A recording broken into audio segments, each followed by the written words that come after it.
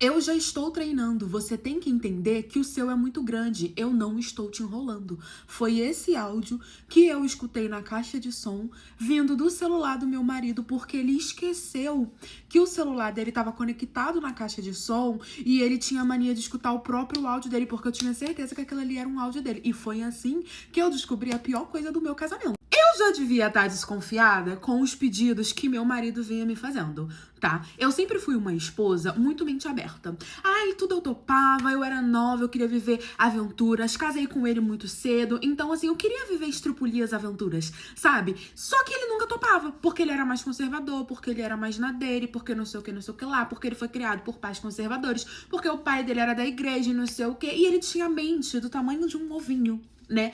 Então ele sempre foi mais fechado. Só que todas as vezes que ele pedia alguma coisa diferenciada, menina, eu já topava logo, eu já ficava toda empolgada. Só que geralmente eram umas coisas mais simples, sabe? Ai, vamos botar uma fantasia. Ai, vamos pegar um chicote, não sei o quê. Então isso era o máximo. Até que um belo dia, do mais absolutamente nada. E eu não desconfiava de nada, tá, gente? Que meu marido não chegava tarde, meu marido não ficava em celular, meu marido, sabe, fazia as coisas direitinho, me procurava sempre. Então eu não desconfiava de nada. Ele aprendeu que pra poder botar chifre nas pessoas, ele tem que disfarçar.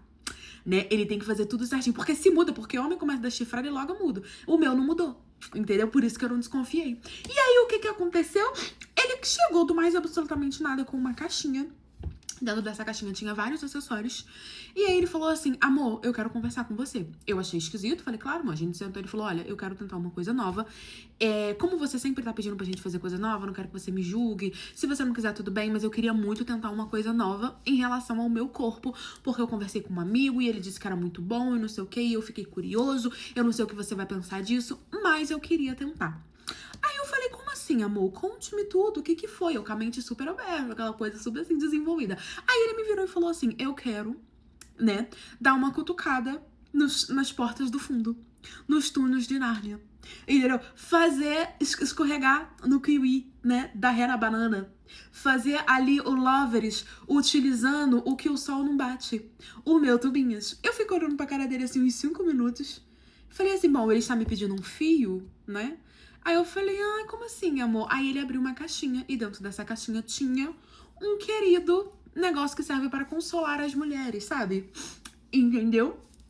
Aquele brinquedinho que muito se assemelha ao grande garoto dele, a varinha de Hogwarts dele. Aí eu fiquei olhando aquilo ali e não entendi.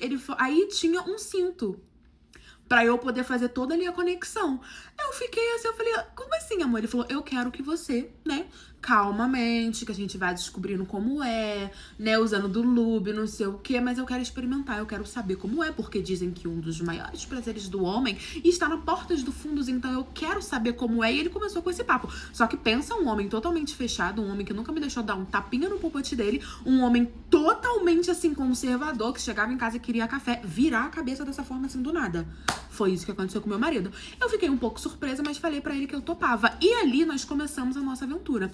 Todos os dias à noite, a gente ia um pouquinho. Aí, né, ele reclamava que, ai, não tô conseguindo. Aí eu ia calmamente, que não sei o que. Já chegou um ponto que eu estava virando o homem da relação. Porque ele nem comparecia ali nos meus Países Baixos. Era só eu que tava aparecendo nos países altos dele, onde o sol não bate. Todo dia a gente ali tentando, e nunca ia. Quando ia, ia um pouco. E depois ele treinava a fazer isso, treinava não sei o que. Começou a treinar uma reboladinha. E eu achei aquilo ali deverasamente diferente. Só que eu falei, não, tudo bem. Aí um belo dia, né, já tinha uns 3 meses que isso tava acontecendo, né? Eu tava virando o macho da relação.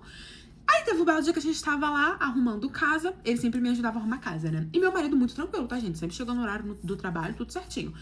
Eu não sei como ele arrumou tempo pra poder me trair. Mas ele conseguiu, entendeu? E eu não era uma esposa de ficar em cima dele, mexendo no celular. Também, às vezes, eu deixava ele livre demais, vai ver, era isso. Aí, menina, a gente arrumando casa, eu falei, bota uma musiquinha aí. Ele falou, não, vou pegar meu celular e vou pôr. Colocou a musiquinha, a gente arrumando, leva vida de empreguete. Um faz uma coisa, outro faz a coisa. A gente tirava o fim de semana pra poder arrumar casa. Daqui a pouco, ele foi responder uma mensagem. Eu não sei se ele clicou sem querer. Eu não sei se ele clicou e esqueceu. Eu sei que ele clicou no áudio e o áudio começou a tocar. Só que ele se atrapalhou, ele ficou nervoso, ele se atrapalhou e só conseguiu tirar quase que na metade do áudio. E aí eu escutei essa frase, eu não estou te enrolando, eu já estou treinando, você tem que entender que o seu é muito grande, é muito grosso, que eu não sei o que, eu não tô te enrolando. Gente, eu tenho certeza que era a voz do meu marido. Eu saí da cozinha, eu fui lá e falei, amor, que áudio foi esse? Aí, ele tomou um susto, obviamente, ele não sei, amor, tava no grupo com os meninos. Eu falei, mas esse áudio é a sua voz. Ele, não foi eu que mandei, não. Eu falei, foi você sim. Ele, não foi, cara, do que você tá falando? Eu apertei um áudio sem querer aqui no grupo com os meninos, isso é a zoeira dos meninos. E disfarçou e saiu, com o celular dele na mão, foi pro quarto, não sei o quê. Aquilo ali, gente, eu tinha certeza que eu tinha escutado certo.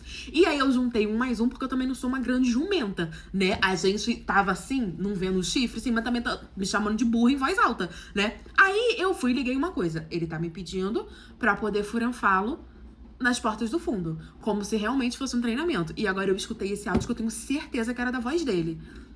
Tá acontecendo alguma coisa. Aí eu fiz o que toda mulher madura do lar faz. Eu esperei ele dormir, ele tinha sono pesado, eu consegui pegar o celular dele com muito sacrifício, fui pro banheiro, tranquei o banheiro e comecei a olhar. Eu tinha a senha, né? Eu só não mexia, mas eu tinha a senha. Ele nunca imaginou que eu fosse fazer isso, porque ele jurou que eu nunca trairia a confiança dele dessa forma, mas eu tava desconfiada, então eu traí sim.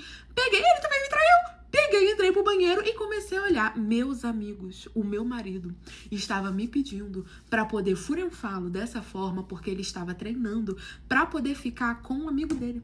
Porque parece que ele foi ficar com um amigo dele e não conseguiu. E que ele precisava treinar, e aí ele resolveu treinar com quem? Com a jumenta velha aqui. Era por isso que ele tava topando essas coisas tão diferentes, como se fosse um treinamento, já tinha mais ou menos uns 3 meses. Ele tinha um caso com um amigo dele, que era um amigo de infância, que eu conhecia a família toda dele. Ele tava me chifrando com esse querido, e esse querido tava doido pra usufruir do popote do querido. Parece que só ele tava usufruindo do popote do amigo, e ele começou a ficar incomodado, falando, ou você libera, ou eu não te quero mais. E aí ele tava treinando, se esforçando pra aprender a liberar, pra liberar pro amigo. E eu que tava ajudando. Olha pra você ver que eu... Gente, homem, cara, homem é sujo. Homem é sujo. Eu perdi as estribeiras, eu fiquei tão nervosa, eu vi todas as conversas. Obviamente que eu salvei, né, tudo que eu precisava, as informações, porque era tão inacreditável que ninguém ia acreditar em mim, nem eu tava acreditando no que eu tava lendo. Então eu já salvei, mandei tudo pra mim. Aí depois eu perdi as estribeiras. Já saí do banheiro berrando, gritando, estapeando, aplaudindo a cara dele.